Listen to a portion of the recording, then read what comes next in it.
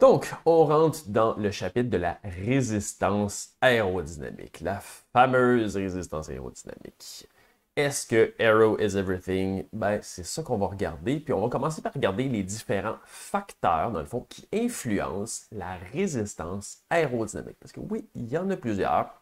Et on va commencer justement par regarder la formule mathématique pour calculer la résistance aérodynamique. C'est-à-dire 0,5 multiplié par CDA multiplié par RHO multiplié par V au carré. Bon, ça ne dit pas grand-chose à plusieurs personnes, sûrement. On va décliner justement c'est quoi les différents facteurs, dans le fond, les différentes parties de l'équation. On va commencer par le V. V, ben oui, c'est la vitesse, évidemment, qui est au carré. Donc, qu'est-ce que ça veut dire, étant donné qu'il est au carré? Ben oui, faites le calcul. Si vous voulez doubler la vitesse, ça veut dire que la résistance aérodynamique, elle, va quadrupler. 2 fois 2, 4. Donc, et si vous voulez tripler la vitesse, donc 3 fois 3 au carré, 9. Donc, si vous voulez tripler la vitesse, la résistance aérodynamique va être plus élevée d'un facteur de 9 fois plus élevé. Donc, ça, c'est pour le facteur vitesse. On va regarder ensuite l'autre facteur HO qui est la densité de l'air, qui va se mesurer en kilogrammes par mètre cube d'air. Plusieurs facteurs influencent, dans le fond, la densité de l'air, la pression barométrique, la température et l'humidité. Et oui, ben ça, c'est un facteur, dans le fond, effectivement, que vous n'avez pas vraiment d'influence tant que ça, vous ne pouvez pas changer tant que ça, mais qui peut vraiment varier et qu'on peut optimiser. C'est ce qu'on va voir plus tard. Et finalement, le coefficient d'aérodynamisme, le CDA. Ça va être vraiment le facteur sur lequel on va pouvoir vraiment avoir une influence, qu'on va pouvoir jouer au maximum. Et on va justement un peu regarder la déclinaison de qu'est-ce qui peut faire la différence, c'est quoi le CDA, c'est quoi, à quoi ça ressemble ces chiffres-là, comment le quantifier. C'est quelque chose qu'on va regarder justement dans les prochaines capsules. Et là, pour commencer, on va regarder justement la différence dans les deux paramètres initiaux, Monsieur Tout-le-Monde versus Vector Campanart.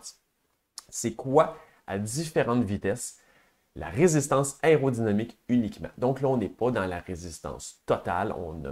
Ça ne prend pas en compte la résistance au roulement, ça ne prend pas en compte la perte mécanique ni la résistance à la gravité. C'est purement les résistances qui sont liées à la traînée aérodynamique. Donc, on regarde justement, évidemment, à basse vitesse, même si la différence en pourcentage est élevée, on voit qu'à 5-10 km/h, ce n'est pas des gros chiffres, évidemment, la résistance aérodynamique. À 5-10 km/h, mais souvent la résistance au roulement des pneus est plus élevée que la résistance aérodynamique. Mais on voit justement que plus on augmente de 5 km/h, l'augmentation est exponentielle et beaucoup, beaucoup, beaucoup plus grande. On arrive à 30 km/h, ben, monsieur tout le monde, lui, doit doit développer 148 watts que pour, dans le fond, se battre contre le vent, contre l'air, donc de résistance aérodynamique. Par rapport à Vector Campanart, qui lui en a 3 fois moins, presque 100 watts de moins que Monsieur Tout-le-Monde, avec 49 watts. Donc à 30 km/h. Vous, est-ce que vous aimeriez ça être capable de sauver 100 watts? 100 watts de moins à avoir à développer pour rouler à 30 km/h? Là, finalement, l'aérodynamisme, on n'est plus dans des gains marginaux loin, loin, loin. Là, on est dans des gains énormes.